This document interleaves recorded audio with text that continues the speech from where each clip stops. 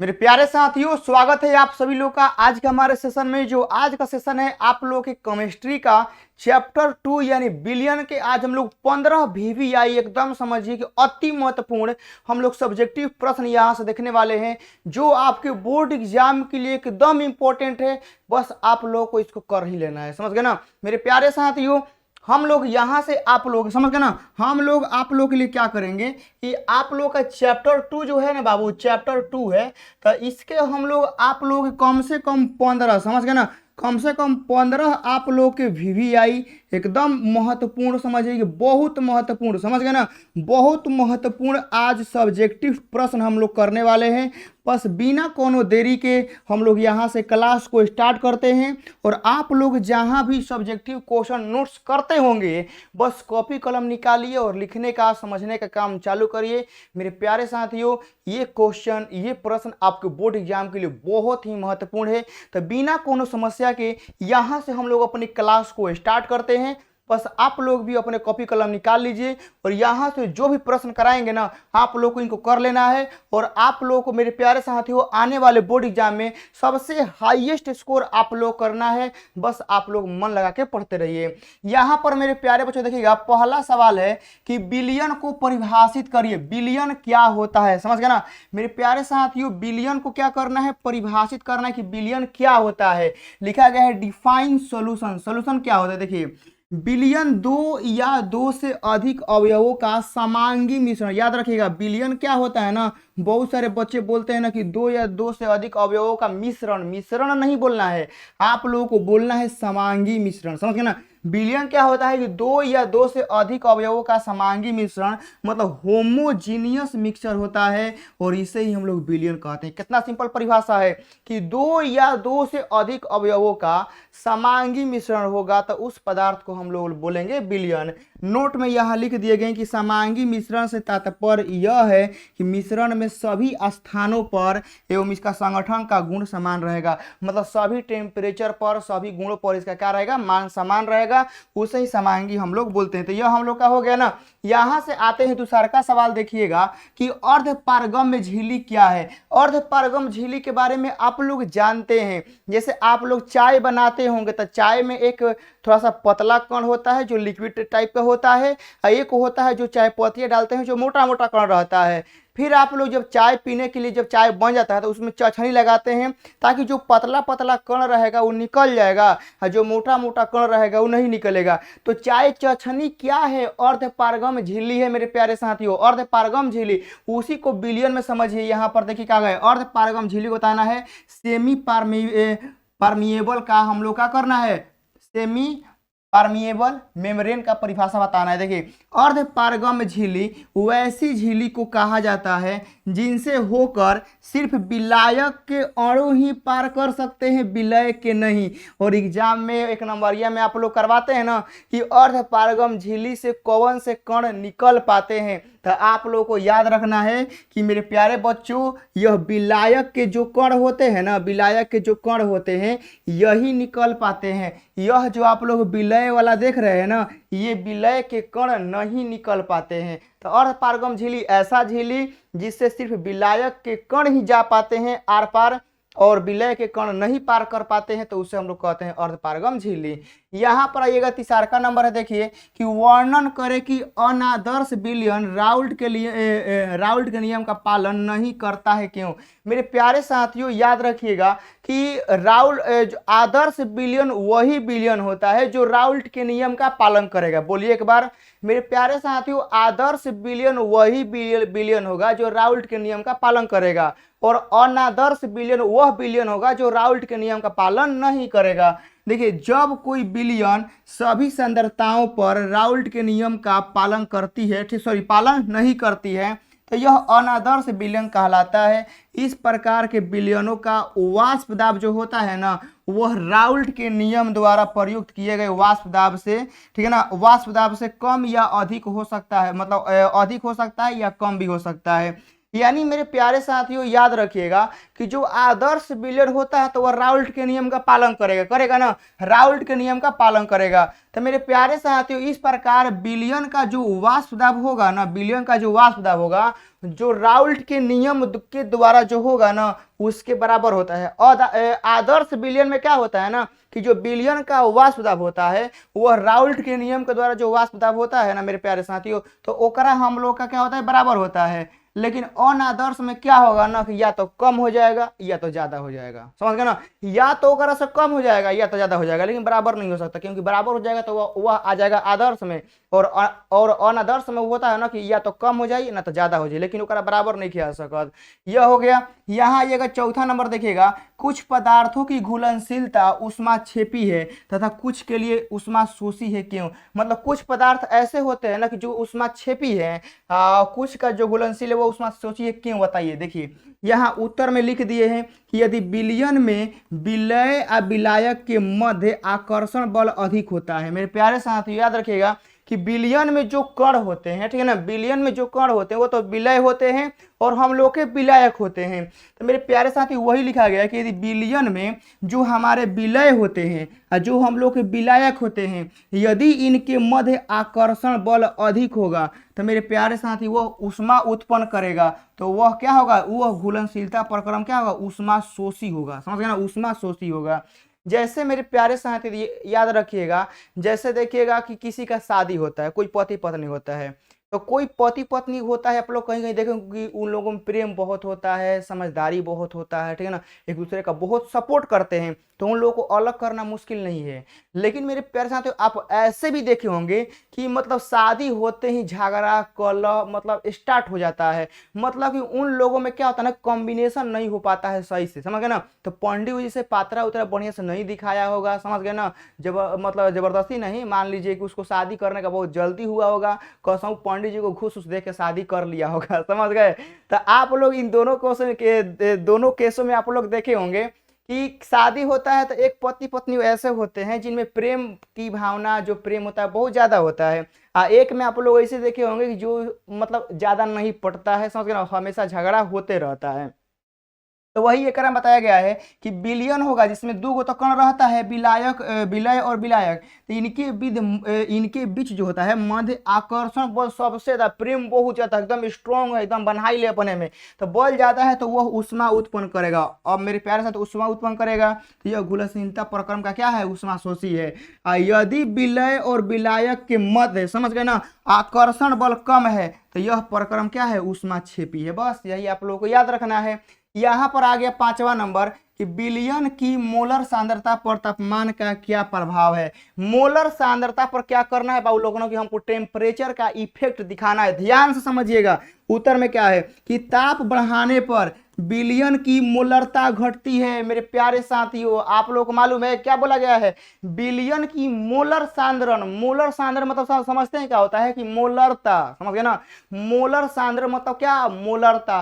तो विलयन की मोलर सांद्रण चाहे मोलरता पर तापमान का क्या प्रभाव है, तो ध्यान समझिए, ताप बढ़ाने पर मेरे प्यारे साथियों मोलरता घटता है, क्योंकि विलयन का आयतन ताप बढ़ाने पर बढ़ता है। मेरे प्यारे साथियों विलयन का जो आयतन होता है ना वह ताप बढ़ाने पर बढ़ता है, यानी विलयन का आयतन होता है वो टेम्परेचर से प्रभावित होता है। आप लोग देख रहे हैं ना, तो मेरे प्यारे साथी यही हाल होता है कि आप लोग का मोलरता इसका घट जाता है, याद रखिएगा।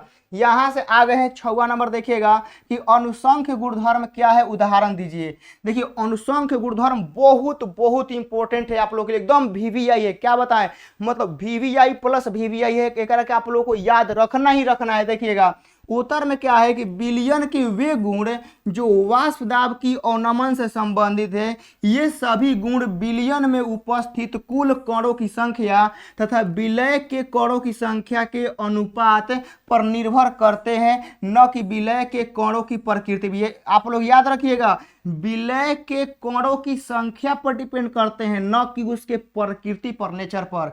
तो ऐसे गुणों को क्या कहते हैं, अनुसंख्य गुणधर्म कहते हैं। अनुसंख्य गुणधर्म संख्या में 4 होते हैं। तो मेरे प्यारे साथियों अनुसंख्य गुणधर्म याद रखिएगा ना कि जो कणों की संख्या पर डिपेंड करेगा, बस याद हो गया। अनुसंख्य गुणधर्म मतलब याद रखिए जो कणों की संख्या पर डिपेंड करेगा। प्रकृति पर नहीं, नेचर पर नहीं, तो उसे कहते हैं अनुसंख्य गुणधर्म। अब यहाँ आइएगा, पहला देखिएगा कि वाष्प दाब का अपेक्षिक अवनमन पहला हो गया, दूसरा का हो गया क्वथनांक का उन्नयन हो गया, तीसरा का हो गया हिमांक का अवनमन हो गया, और चौथा हो गया प्रासरण दाब। यही चारों को याद रखना है, एग्जाम के लिए बहुत बहुत इंपॉर्टेंट है। आप लोगों को यही चारों याद रखना, याद रहेगा ना, जल्दी से सारे बच्चे बता देंगे ये सर जी हम लोग को याद हो जाएगा चार को। ये तो आप लोग को एक नंबर ये क्लास में बता दिए गए हैं, वाष्प दाब का अपेक्षिक अवनमन, क्वथनांक का उन्नयन, हिमांक का अवनमन, प्रासरण दाब, चार को होता है, चारों याद रखना है। यहाँ पर मेरे प्यारे साथियों इंग्लिश मीडियम में है। और यहाँ पर आगे आते हैं 7वां नंबर, देखिएगा कि प्रासरण दाब को परिभाषित करें। प्रासरण दाब क्या होता है, एग्जाम में बहुत बार पूछा गया है कि प्रासरण दाब परिभाषित करिए, प्रासरण दाब क्या है, प्रासरण दाब से आप क्या समझते हैं। बाबू एकदम VVI है, इसको आप लोग नोट कर लेंगे। उत्तर में देखिएगा कि उच्च सांद्रता वाले विलयन पर लगाया गया वह बाह्य दाब जो विलायक के अणुओं का प्रवाह है अर्धपारगम झिल्ली से रोक दे, तो वह प्रासरण दाब कहलाता है। मेरे प्यारे साथियों, आप लोग जानते हैं कि अर्धपारगम झिल्ली से विलायक के कण जाते हैं ना मेरे प्यारे साथियों। आप लोगों को मालूम है ना कि अर्धपारगम झिल्ली से विलायक के कण ही जाते हैं, विलायक नहीं जाते हैं ना। तो मेरे प्यारे साथियों, अर्धपारगम झिल्ली से विलायक के कण जाते हैं, तो ऐसन बाह्य दाब ना, ऐसन हम बहरी से बाह्य दाब लगैनी कि जौन विलायक के जाय से रोक देवे, समझ गए। मतलब विलायक का कण अर्धपारगम झिल्ली से पार कर रहा है, हम इतना प्रेशर दिए कि उसका प्रवाह रुक गया, उसी को तो हम जितना प्रेशर दिए और रुक गया उतने पे, तो वही प्रेशर जो होता है ना प्रासरण दाब होता है, समझ गए होंगे। और यहाँ पर आप लोगों के लिए समझ गए ना, कहीं फॉर्मूला भी लिखे होंगे, हाँ देखिए पाई बराबर CRT, ये वाला फॉर्मूला आप लोगों को याद रखना है। इसके बाद हम लोग यहाँ पर आते हैं 8वां नंबर, देखिएगा कि आइसोटोनिक घोल क्या है। आइसोटोनिक मेरे प्यार से एग्जाम में कभी काल नहीं तो कभी काल एक नंबरिया में आता है कि जिसका प्रासरण दाब समान होता है वो क्या होता है। तो मेरे प्यार साथ याद रखना है, वैसा घोल जिसका परिसारिक दाब मतलब कि प्रासरण दाब समान हो, उसे आइसोटोनिक घोल हम लोग कहते हैं। याद रहेगा ना, जिसका प्रासरण दाब समान रहेगा उसे आइसोटोनिक घोल हम लोग कहते हैं। ये आप लोग लिख लेंगे। और सॉल्यूशन विच है the same diffusion pressure is called isotonic solution. यह हो गया। यहाँ पर आइएगा 9वां नंबर है आप लोग का कि हेनरी के नियम का नियतांक मतलब केच का महत्व क्या है। अब बताना है कि हेनरी का जो नियतांक होता है, इसमें जो केच होता है, तो केच का क्या भूमिका है, क्या इंपॉर्टेंस है, क्या मतलब है इसका, तो केच के बारे में हम लोग समझना है। देखिएगा उत्तर में लिखा गया है किसी गैस के हेनरी के नियम का जो नियतांक होता है, जो केच होता है, का मान जितना अधिक होगा उसकी विलेयता उतनी ही कम होगी। याद रखिएगा। और जस्ट आप लोग चैप्टर 2 जब पढ़ा रहे थे तो वहीं पर आपको बताए थे कि मेरे प्यारे साथियों याद रखिएगा कि केएच का मान जितना ज्यादा होगा, समझ गए ना मेरे प्यारे साथियों, केएच का मान जितना ज्यादा होगा उसकी विलेयता उतने ही कम होगी। जैसे ही ताप बढ़ता है तो गैस की विलेयता घटने लगती है। बिल्कुल, ताप बढ़ता है तो गैस की विलेयता घटती है। जैसे मेरे प्यारे साथियों, ठंडा पानी में ऑक्सीजन पर्याप्त मात्रा में रहता है और गर्म पानी में ऑक्सीजन नहीं रहता है, समझ गए ना, इसीलिए गर्म पानी में मछली मर जाती है, समझ गए ना। तो मेरे प्यारे साथियों याद रखिएगा कि मौसम गर्मी से आप लोग देखिएगा, जब गर्मी होता है ना मेरे प्यारे साथियों, ज़्यादा पूरा आप लोग देखे होंगे कि जब पूरा गर्मी का माहौल हो जाता है ना तो हम लोगों को सांस लेने में दिक्कत हो जाता है। आप लोग देखे हैं मेरे प्यारे साथियों, जब गर्मी पूरा हाई टेम्परेचर पर था, जब 47, 48, 50 था, जब मेरे प्यारे साथियों चुनाव था तो 50 डिग्री तक था ना, तो हम लोग को सांस थोड़ा थोड़ा लेने में प्रॉब्लम हो रहा था। क्यों? कि वो टेम्परेचर बढ़ रहा था। टेम्परेचर बढ़ेगा तो ऑक्सीजन, किसी भी चीज़ की मात्रा कम होने लगती है, मतलब ऑक्सीजन की मात्रा कम हो गई। अब कम हो गई तो हम लोग को सांस लेने में प्रॉब्लम होगा। तो मेरे प्यारे साथियों याद रखना, इसीलिए ठंडा पानी पूछ लेगा कि ठंडा पानी और गर्म पानी में किस में ऑक्सीजन ज़्यादा रहता है, चाहे कोना में हम लोग ज़्यादा मात्रा में कोई चीज़ घुल सकते हैं तो ठंडा पानी में हम लोग ज़्यादा घुल सकते हैं और गर्म पानी में कम घुलेगा, क्योंकि गर्म पानी का टेम्परेचर बड़ा है और जिसका टेम्परेचर ज़्यादा होगा उसमें घुलने की क्षमता कम होगी। समझ गए ना, यह याद रखिएगा। 10वां नंबर है कि एक घोल के लिए राउल्ट्स के नियम को लिखे। समझ गए ना, चाहे राउल्ट्स का नियम आप लोगों को लिखने के लिए बोल सकता है। तो देखिएगा उत्तर में क्या लिखे हैं, किसी ताप पर वाष्पशील द्रवों के विलयन के लिए विलयन में प्रत्येक अवयव का आंशिक दाब, विलयन में जितना अवयव रहेगा ना, जितना प्रत्येक का आंशिक वाष्प दाब उस शुद्ध अवयव के वाष्प दाब और उसके मूल अणु अंश के गुणनफल के बराबर होता है। बस यही आप लोगों को लिख देना है। यह आपका क्या है, राउल्ट का नियम है मेरे प्यारे साथियों। आप लोग एकदम नोट कर लेना है और याद कर लेना है, आज की आज आप लोगों को याद कर लेना है। यहां पर आते हैं 11 नंबर, देखिएगा कि मूल प्रभाज से आप क्या समझते हैं, बताना है मेरे प्यारे साथियों कि मोल डिविएशन से आप लोग क्या समझते हैं। देखिएगा उत्तर में लिखे हैं कि मूल प्रभाज बिलियन के एक अवयव के मोल तथा कुल मोलों के सरल अनुपात को कहा जाता है। मेरे प्यारे साथियों देखिए, मेरे प्यारे साथियों देखिएगा, हम मान लेते हैं कि मेरे प्यारे साथियों विलय का कणों की संख्या, देखिएगा मेरे प्यार आप लोग सिखा देते हैं कैसे निकलता है। विलय का मान लेते हैं संख्या Na है, छोटका ए ले लेते हैं, एक मिनट मेरे प्यारे साथियों देखिएगा, हम यहाँ पर विलय का छोटका Na लेते हैं, समझ गए ना।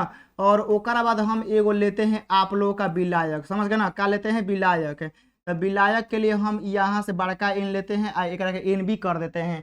तो मेरे प्यारे साथियों जो हमारा अब विलय और विलायक को मिलाएंगे तो हमारा क्या बनेगा, बिलियन बनेगा ना, बताइएगा मेरे प्यारे बच्चों। आप लोग यहाँ से देखिएगा कि हम विलय और विलायक को मिलाएंगे तो क्या बनेगा, बिलियन बनेगा। तो यहाँ पर लिख देते हैं कि हमारा विलय और प्लस का क्या हो जाएगा, हमारा हो जाएगा विलायक, समझ गए ना, क्या हो जाएगा, विलायक। मतलब विलय और विलायक को मिला देंगे तो बिलियन बन जाएगा। और हमारा क्या करना है, मूल प्रभाज निकालना है।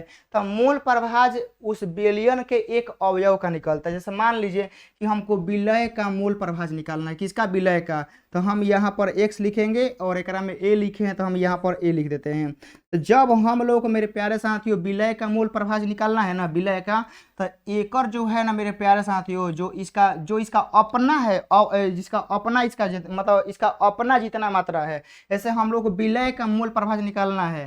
तो विलय का कितना मात्रा है, Na है, तो हम यहाँ पर Na लिख देंगे और नीचेवा लिख देना है टोटल। टोटल मतलब क्या, बिलियन।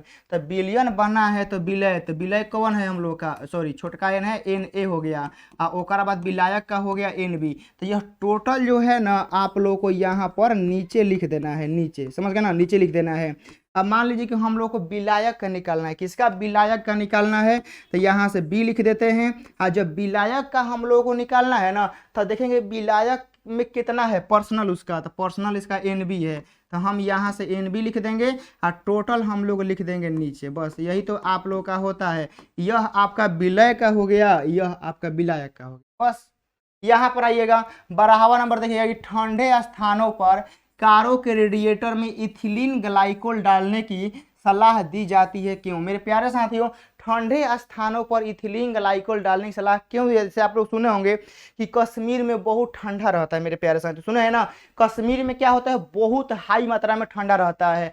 तो मान लीजिए कि वहाँ पर युद्ध होता है, चाहे टैंक में पेट्रोलियम पहुँचाना है, तो मेरे प्यारे साथियों हम बिना कोनो मिलाए, जैसे हम लोग तरफ सिंपल आता है पेट्रोलियम, और इससे हम लोग कश्मीर में भेज देंगे तो मालूम चलेगा कि वह टंकी में मैं जम गया। मालूम चलेगा कि मेरे प्यारे साथियों टंकी, जौना टंकी में पेट्रोल जा रहा था ना, सब टंकी में जम गया है। तो मेरे प्यारे साथियों ठंडे स्थानों पर सब कोई भी सामान हम लोग लिक्विड भेजते हैं ना, कोई भी चीज लिक्विड, तो हम लोग क्या करते हैं ना कि ओकरा में हम लोग इथिलीन ग्लाइकोल मिला देते हैं। जानते हैं क्यों? क्योंकि यह जमने ही नहीं देगा। क्या होगा? यह जमने ही नहीं देगा। अब मान लीजिए मेरे प्यारे साथियों युद्ध लग गया, चाहे हम लोग को पेट्रोलियम पहुंचाना है और हम लोग बिना मिलैले भेज दिए, तो मालूम चलेगा कि सब टंकी में जम गए और हम लोग रामा से भाला से खोद खोद के निकाल रहे हैं। बताइए, तो मेरे प्यारे साथियों फिर बहुत दिक्कत हो जाएगा ना। तो मेरे प्यारे साथी उसी के लिए क्या करते हैं कि हम लोग इथिलीन ग्लाइकोल मिला देते हैं ताकि वह जमेगा नहीं। देखिए यहाँ पर लिखे हैं